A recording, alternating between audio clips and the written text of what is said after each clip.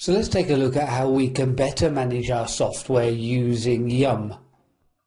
So here we are again back on my server console, and if we go through and look at some of the basics with Yum, I'm going to go through and put Yum in here, and we can then go through and run our subcommand install, and we can go through, and the first thing that we're going to go through and add in, let's go and put in then bash completion. So this is our package name. We only need the package name. I don't need the full path to the RPM or any of the other information that makes up the RPM. If I hit enter on this, we then go through and search our repository information. We actually have a cache that has a list of the information that we need.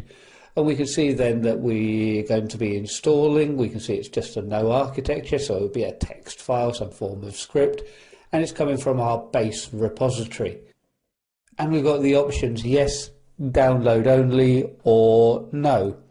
If we just go no on this for the moment, and then just clear the screen, so Control and L, and run this again, if we want to say do this from a script, or if we don't want to look at what's happening, we can do a yum install -y to accept it, so it just runs straight through. Now the idea of putting in this package is just a software package like anything else, but of course each software package in itself has some reason. Now for this to work I really need to log out and log in again, but I can kind of force this to happen a little bit by using an SU minus. The minus is the same as -L, which is going to give me a full login prompt. And what that does is for a lot of things it actually allows me to get tab completion within commands and options. Take a look at this. Now if I go through and do a yum and then tab, I can start seeing with the yum command all of the sub-commands that I have as well. So we've got a lot of commands that we can go through and run. If I exit out of this, just to show you without it, if I go through and do yum and then tab, we can see, well, it's just giving me the file system expansion. It's not looking at anything in particular with the yum command. So let's go back and get our full help. Remember, I don't normally have to do this SU-L, I just log out and log in again, so we read it in the bash completion. So it really is a worthwhile package to put in. And if I go through and do yum and then tab, we can see then the sub-commands that become available to me. And then I can do a yum info and even go through and look at then bash completion, so my bash dash completion. And then even on this, I can get tab completion, so even on the package, that just going through and expanding the packages that I have installed. And we can then go through and see, yes, well, look at the description. Bash completion is a collection of shell functions that take advantage of the programmable completion feature of bash. And we can then start seeing it working so well for us.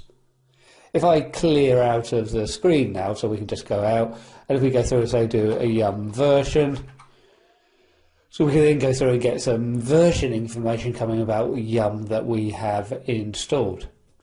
So again, I'm just going to use Control L to jump out of this. Now if we go through and do a yum install HTTPD, and we can see even now as I run this, if I do an HTTP and double tab, then we're really looking at all of the available packages and seeing what we can put in. So again, it just reaches out to help me, but we can go through and put our HTTPD here. Let's just clear that screen and then hit enter. Now, of course, it's not just for yum this is working, it's going to work for anything. So it really is very, very useful. We're going to go through and say, we'll put it in yes here, and then that will go through and install the web server.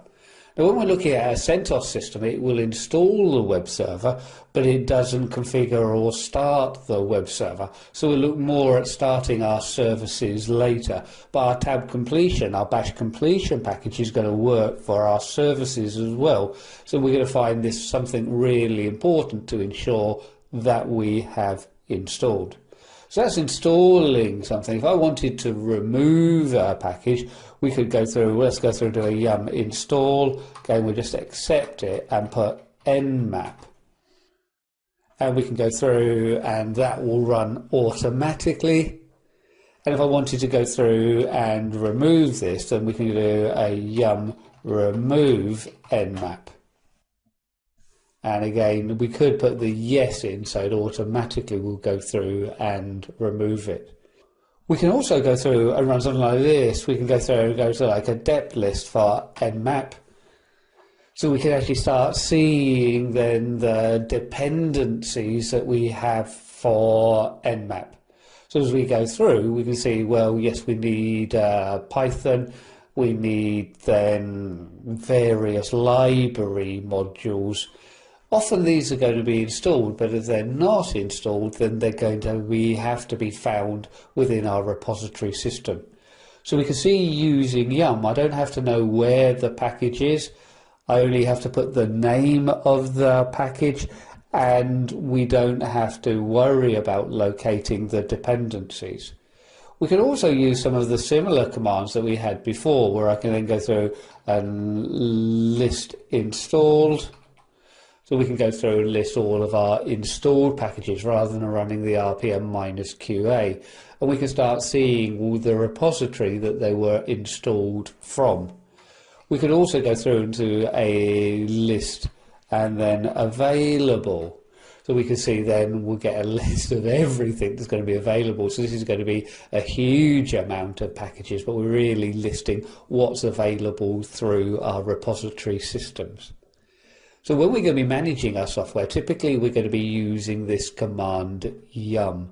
The idea of using yum, or our yellow dog update modified, is a bit of a mouthful, but it really simplifies our software management for us to such a degree. And build that into the idea of this bash completion, you can see that we get a very simple system that we can use. Now we're going to look at how we can configure the yum repositories in the next clip.